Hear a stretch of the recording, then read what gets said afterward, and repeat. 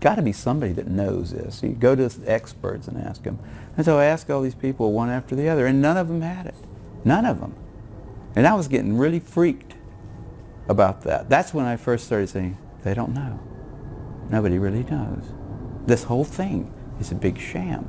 This whole thing is a big sham. That's Kary Mullis, the inventor of the hyper-popular RT-PCR test that Big Pharma and the biotechs are capitalizing on. Guess what he's saying is a big sham. You need to stay tuned because everybody needs to see this.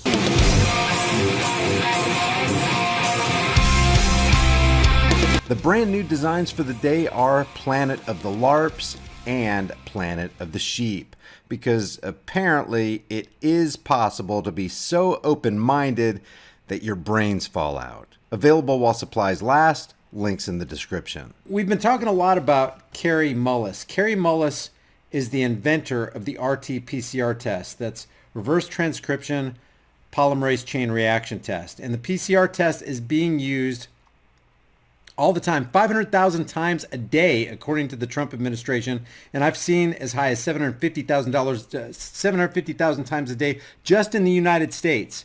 Just in the United States, guys. I did a little math. 500,000 tests a day just in the U.S. times a minimum of $43 per test for reimbursement under the CARES Act through Medicare is $21.5 million every single day. That's just for the RT-PCR tests in the United States. They want to ramp that up. They want to make it so that every time you go to work, you have to be tested. You don't get to work that day unless you test negative according to the RT-PCR test. So I thought it would be a good idea if we listen with our own ears from the mouth of the creator of the RT-PCR test. And I've only watched like the first minute and a half, but I thought what he was saying was pretty interesting about AIDS. This is called Why I Began Questioning HIV. And I'm going to leave the link in the chat room before we start this, so you can have this for your coronavirus file, because I got a big coronavirus file and it's growing. This is Kary Mullis, the creator of the RT-PCR test, for which he received a Nobel Peace Prize in 1993. Check this out. No, Brian, not the truth. The first time I really questioned it, I was working on a project where we were measuring HIV in people's blood at this place called Specialty Laboratories in Santa Monica. I was just a consultant there. And I came in about 3 days a month, and we were working on that. And at some point, we needed to re-up our grant from the NIH to work on that, and I had to write it. And so the first line of that was, HIV is the probable cause of AIDS. And I wrote that, and then I said, well, I need a paper, some kind of scientific paper, to reference that statement, because when you make a statement like that, that's like a fact. So you need to say, here's how come I know that, right? You put a little 1 if it's the first statement you've made, and then you put down at the bottom of the paper you have a 1, and you say, here's a paper by somebody that describes why that statement is true, right? And so I said, well, what's that? Let me think about, what is that paper? Who do I go to for that? And I looked around, I asked a couple of virologists at that company, and they said, no, you don't have to reference. I said, I have to reference that because I don't know where that came from. How do I know that?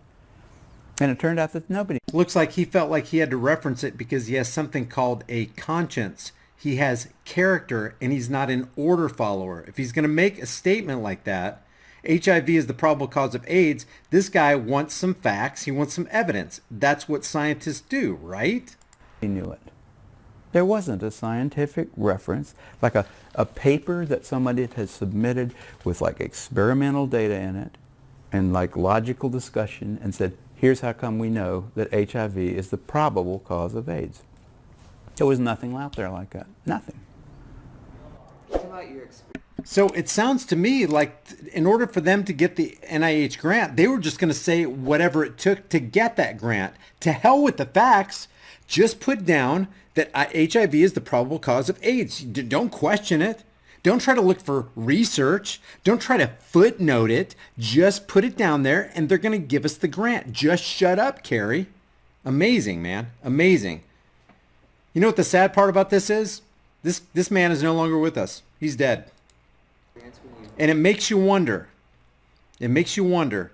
It makes you wonder if he was killed so that they could co-opt his RT-PCR test and have it mass produced so whoever's producing it can make a grip of money every single day. Right here, the interviewer asks, can you tell me about your experience when you met Luc Montagnier for the first time? Now, it's important to note that Luc Montagnier is the French virologist and joint recipient of the 2008 Nobel Peace Prize in Physiology or Medicine for his discovery of the HIV retrovirus. By the time I met Luc Montagnier, I had met a lot of AIDS researchers at meetings, and I had always gone up to them. If they talked like they knew about HIV and AIDS, I always went up to them afterwards and I said, where can I find a scientific reference that I can use for my, remember I said I had a sentence there, it said HIV is the probable cause of AIDS, and I needed to have that backed up by something before I could write it and submit it. And I went around, I asked a whole lot of people. I said, well, if the people, I can't find it. At first I looked for it, just in like computer searching kind of stuff like that. But then I said, there's got to be somebody that knows this. So you go to experts and ask them. And so I asked all these people one after the other, and none of them had it. None of them. And I was getting really freaked about that. That's when I first started saying, they don't know. Nobody really knows. This whole thing is a big sham. It's ridiculous. Holy crap, maybe this is why this guy is dead. Ridiculous. But then finally Montagnier came to there was a special little seminar down in San Diego where an old friend of Robert Gallo's, Flossie Wongstall, was opening up a Department of AIDS research down at San Diego. They had lots of money involved, federal money, and they had Montagnier come there and give a talk. And after that, they had a little wine and cheese thing, and I went over to Montagnier afterwards, and I said, Dr. Montagnier, I can't find a reference, I can't find a reference to go with the statement HIV is the probable cause of AIDS. I'm sure you can help me. And he knew that he probably should be able to help me. And he said, well, why don't you quote this new work, and by new he meant like something that came out this year, right? This new work about a virus that can kill monkeys. Or I think it was not monkeys, it was like something related to monkeys, some kind of a little ape.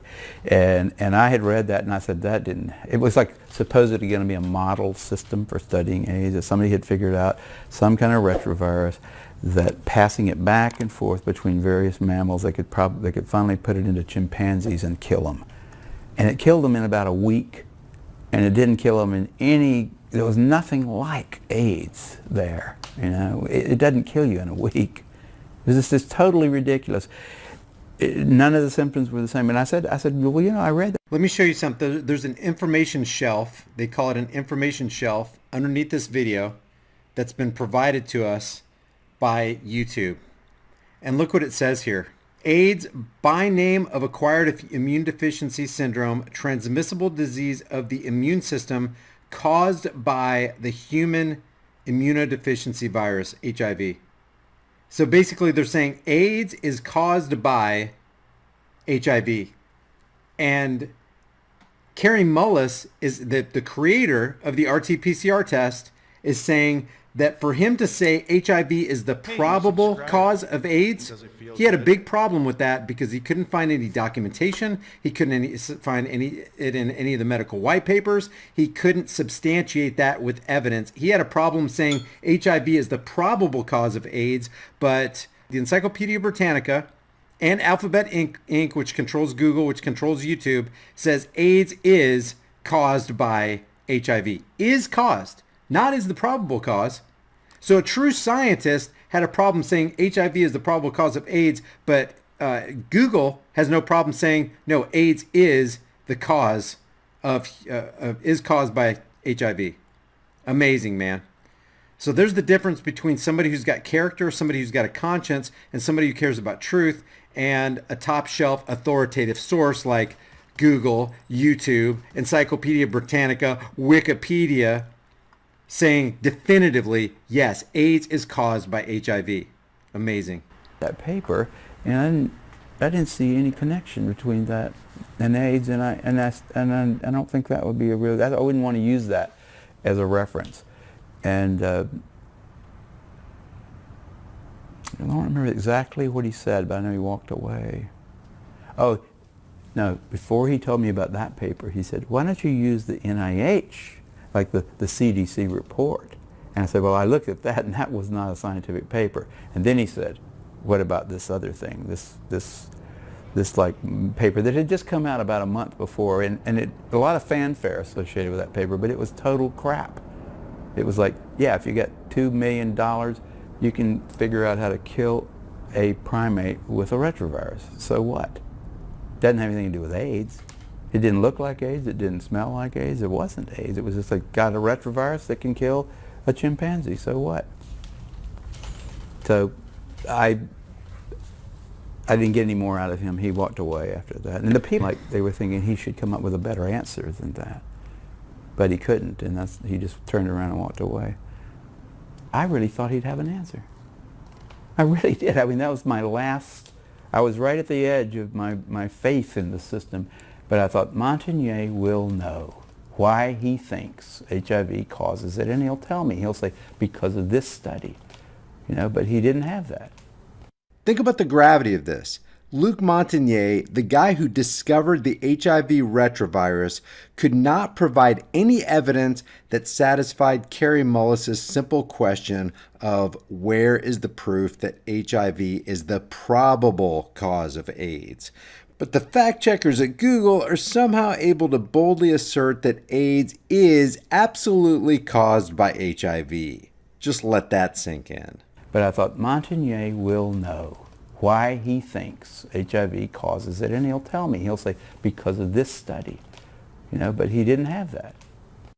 So Kary Mullis goes to the top in that specific field of HIV being the probable cause of AIDS, and he couldn't get the answer at the top because they didn't have the answer. And the reason they don't have the answer is because they're incentivized not to get the answer. It's all a shell game. This is a medical dog and pony show. None of those guys have that, and that's why they're so weird. That's why they don't want dissent. They don't want people like me walking up and asking them those kind of questions, and they're willing to go to great lengths to prevent that. They're out on a limb. I wouldn't want to be there with them. Again, because he has character. He doesn't want to go out on a limb. If he doesn't have evidence, he's not going to write it. He's not going to be dishonest. But so many people are out there on the take. That's why the two investigative probes you should have in any criminal investigation, one is a directive and one is the question. The directive is follow the money. The question is who benefits. And when you find out, when you follow the money trail and you find out who benefits, you're going to find a whole lot of criminal activity because those people are going to do a lot of things to make that money, up to and including some extremely gross and immoral things. Okay, before you go anywhere, a lot of people have asked me if they can get a shirt from the store with the design on the back. Let me show you real quick what you can do within the store as far as self-editing your own design that you can put on any shirt, hoodie, mug, phone case, whatever. Pick out any design from the store, then select any item. And guys, there are hundreds of items to choose from. Hats, beanies, bags, buttons, men's items, women's items, stuff for kids, and even pets. I'll just select this shirt right here. You can change the item color to whatever you want. Hit this little pencil editing tool right here and then click on Customize. You can enlarge, shrink, or reposition the design on any item. You can also click over here to the left on Designs and add any design you want. Matter of fact, you can put as many designs as you want on the front or on the back of the shirt. Or you can click on text and add some customized lettering. With the lettering, you can change the font color, increase the size, and you can even bend the text. And check this out. If you want a design or lettering on the back or on the sides, just click on where you want your design or text, click on the design or text tool, or you can even upload your own design. It only increases the price of the item a couple bucks. And you can do this on any item that you select. The store link is in the description and in the pinned comment.